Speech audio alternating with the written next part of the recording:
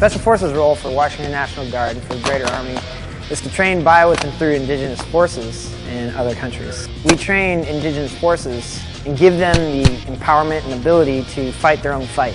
So imagine, if you will, instead of having 275 American forces going into downtown Baghdad or working in Afghanistan, you have 12 American forces and 275 indigenous forces. When you think of Special Forces, there's several different aspects to it, like foreign internal defense. One of the biggest pluses that we have, especially in the National Guard Special Forces, is, hey, we want your street experience, and that's what Special Forces has always called upon. We specialize in mountain operations. We're trained in rescues, so we can do climbing rescues, anything like that, search and rescue type operations.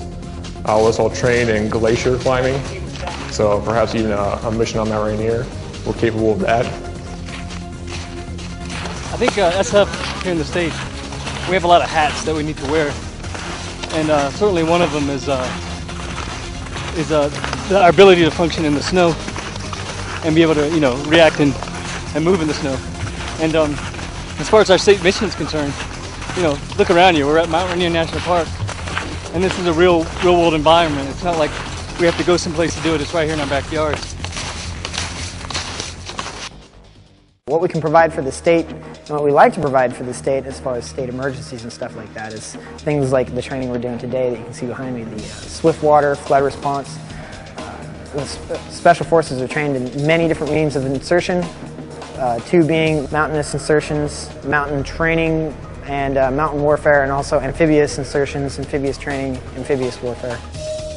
County officials and law enforcement officials and fire departments are very excited about getting us out there because we can bring equipment and training to the fight, be it a flood or natural disaster, that they don't have. They don't have some of the Zodiacs that we have.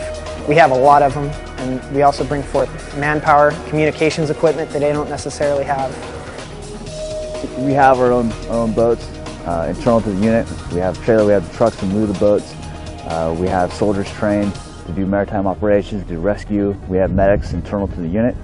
If another flood happens, again, we'll use the boats to go out and try to rescue victims, remove people, move first responders into and out of areas they may not be able to get into.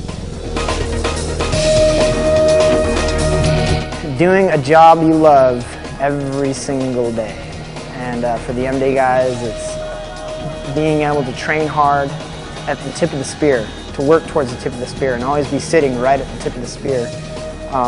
When people think, leading edge of what's going on, they typically think special operations, special forces, and we really do that. When we go to combat, we're forward deployed, we're out there at the tip of the spear.